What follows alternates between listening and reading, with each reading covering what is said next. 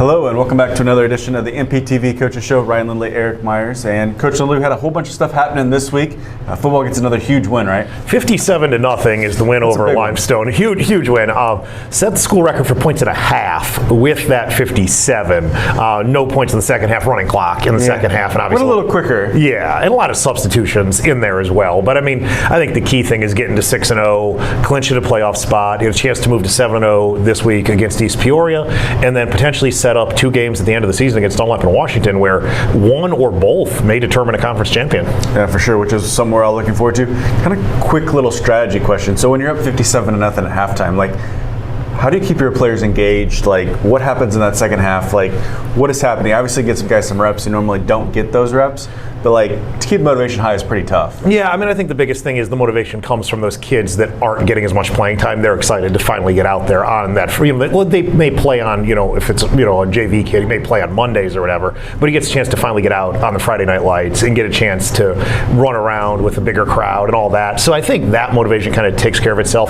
The other thing is just kind of piecing together what are you going to do in maybe a special team situation, because you do want to get some kids off the field. You never want an injury late in a blowout or anything like that. So it's almost more of an organizational halftime at that point as opposed to any sort of strategic stuff. Makes a lot of sense. So what do we got this Friday? This Friday we do have East Peoria. East Peoria obviously has a couple wins. They're a team that has struggled this season. I mean, to be honest with you, somewhat similar to Limestone. Mm-hmm. They got a couple early wins, but they've struggled once they got into Mid-Illini competition. And it's another home game. Again, the focus has got to be on obviously getting this win, but it probably would not be false to say some of the East Peoria game has got to be to think about what are we going to do against Dunlap and Washington. Yeah, you can't count those chickens before they hatch, right? So you got to make sure we're there. We got to take care of business Friday night, which that game's going to be on the NFHS network. That you can watch Morton Potter TV, MPTV right there for you. We'll be at 7:30 Carver Field. Be a good game right there, but take care of business EDP, and then we got the two we've talked about time and time again. Probably going to determine who is the Mid-Illini Conference Championship this last 2 weeks of the season. Washington's going to play Dunlap here pretty quickly. Yeah, that's this week. So Washington Dunlap this week. That'll be at Dunlap. Obviously, then we're going to take on Dunlap in week 8, and then Morton Washington week 9. Which you're going to end the season versus your rival. So we'll bring you that information when we get there. So we have some awesome news for volleyball, right? Yeah, I mean, volleyball ends the winning streak that Metamora had in the conference. 48 straight Mid-Illini Conference matches were won by Metamora. Lady Potters get a victory over them on Tuesday night. We're going to talk about that here in a second. Let's go ahead first. We're going to run a few highlights, and these highlights from the Canton game, which was played late last week. But we're going to run the highlights. We'll talk a little bit about Metamora during those highlights, and then even more when we come back after this. Morton Potters varsity volleyball, 18-5 overall now, 6-3 in the Mid-Illini. You're seeing some highlights from the Canton match, which was played late last week. But let's talk about earlier this week. On Tuesday, Morton ended Metamora's 48-match Mid-Illini Conference win streak. Potters rallied from behind, won the last 2 sets, beating Metamora 2-1. Last Metamora Conference loss was March 18th, 2021, also to the Potters. So Potters doing great on the volleyball court, and obviously the win over Metamora is huge for Mid-Illini Conference positioning and potentially for postseason positioning as well. As we look at these highlights from the match against Canton, let's talk about what's left on the Potters schedule. Again, they are 18-5 overall, as we said, 6-3 in the Mid-Illini, and if you look at their upcoming schedule, there's several Mid-Illini matches left with a chance to get that potential conference title. Limestone will be next week, Tuesday. That is the 10th of October. Also on the schedule upcoming on October 12th, East Peoria. Both Limestone and East Peoria matches are away. They'll travel to Lincoln for a tournament at the end of next week and then wrap up their home schedule against Dunlap on Tuesday, October 17th. So again, Lady Potters varsity volleyball, a great chance to compete for a Mid-Illini title, and a huge congratulations to them for ending Metamora's conference win streak of almost 3 years.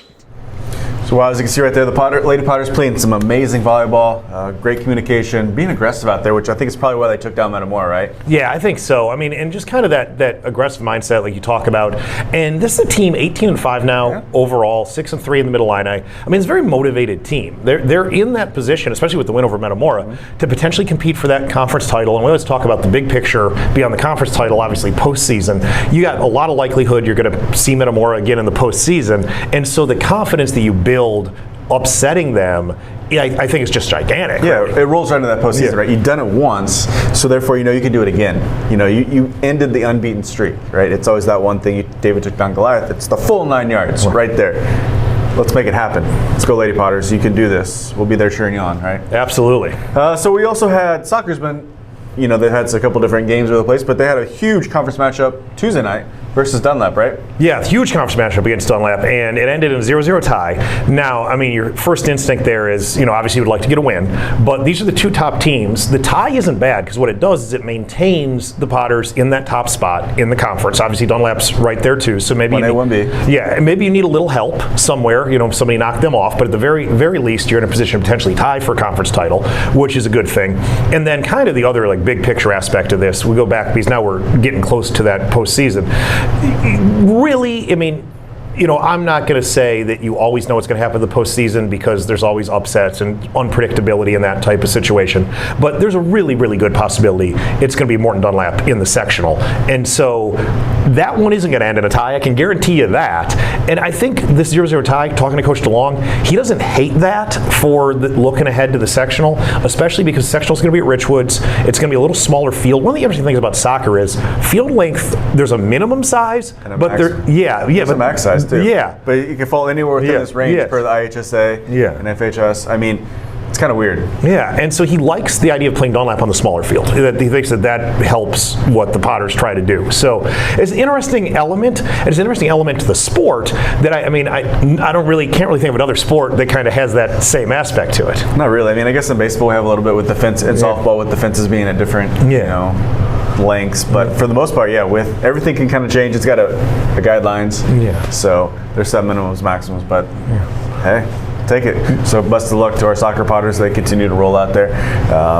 Cross country still running away from everybody, continuously running as they're starting to kind of close out their season too. Yeah, I mean, and the interesting thing, and we've talked about this with cross country, is that you have, you know, we had the pre-conference meet, you know, about a week and a half ago or so, 2 weeks ago, and then obviously we're going to get the conference meet here coming up, and then you'll roll into, I guess, like the IHSA postseason aspects, the regional, sectional, etc. And I mean, one of the things you talk to cross country coaches about, and Coach Zeller, and you know, obviously some of the other cross country coaches that we've gotten to know over the years, is it's not just go out there and run, right? So you start to adjust your training this time of year, and you might actually not run as much at practice, or at least not as much distance at practice, because you want to be as fresh as you can be for that conference meet, for regional, for sectional, hopefully for state.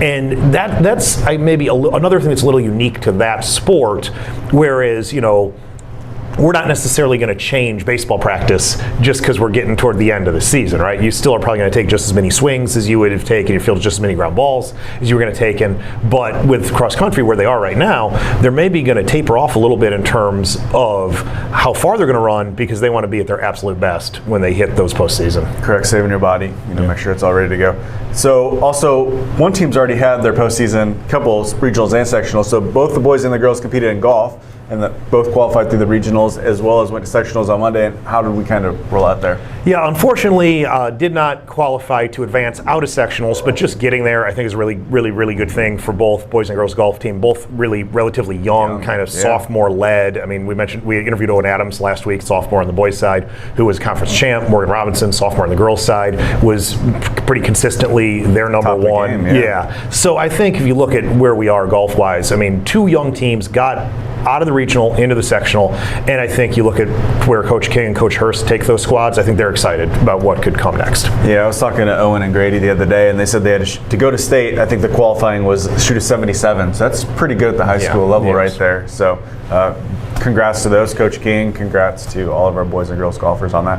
And then we have swim and dive, right? Yeah, swim and dive continues to just be at the top of their game. Just breaking their own records. Yes, I mean, we talked about it, you know, a couple of weeks ago, I guess last week, we talked about the diving record that Ava Ray set. We've got a medley that has set a record. Pretty much every time they've gone out, they've set a new school record. So hats off to those ladies, and they're getting closer to their postseason as well. Yeah. So That's another season that maybe seems like, I don't think people realize that can be a longer season. And so, again, just constant improvement, though. It's a lot like the cross country season, right? You're going to constantly improve. You may change your training methods a little bit, but ultimately your goal is to be at the top of your game when you get in the water in that regional, sectional, and hopefully at state. Yeah, so as we wrap up this episode, just a final reminder, 7:30 p.m. versus East Peoria, Carper Field. It's going to be on the NFHS Network, Morton Potter TV. But I think as you lead us out here, Coach, you put together some highlights from last week? Yeah, absolutely. So before we say goodbye, let's go back and watch some highlights of that homecoming win over Limestone, and then we will go ahead and just wrap up the show. Week 6 football highlights, Potters against Limestone. We start with the Potters running speed option, Sean Buffington dodging tacklers and taking it all the way to the end zone. Potters out early in this one with a long touchdown run. Then the Potters take to the air. This is Jude Hart. He's going to find GB Kruzik here on a post route, and you're going to see this again later, almost identical. But the first GB Kruzik touchdown right there. Now we'll go back to defense. This is the third straight week the Potters have had a pick six. This time it's Clint Teeter with his second pick six of the season. Potters defense continues to show up and find ways to score to join their offense. And folks, I promise you'd see this or something very similar to it again. This is not a replay. This is once again GB Kruzik on a post from Jude Hart for a touchdown. One more score before we wrap up the highlights. Screen pass, Julian Alexander, and he is going to go all the way 50-plus yards for a touchdown. Speaking of 50s, Potters win 57-0. So there it is, homecoming win. You feel really good about that. And obviously, like you said, Coach, we got the 7:30 start against East Peoria this week. And again, if you can't make it on the NFHS Network, also a home game in 2 weeks against Washington at home. So we hope everybody is heading out to Carper Field. But if you can't, make sure you tune in. And we hope you enjoyed this week's edition of The Coach's Show. For Eric Myers, I'm Ryan Limley. Goodbye.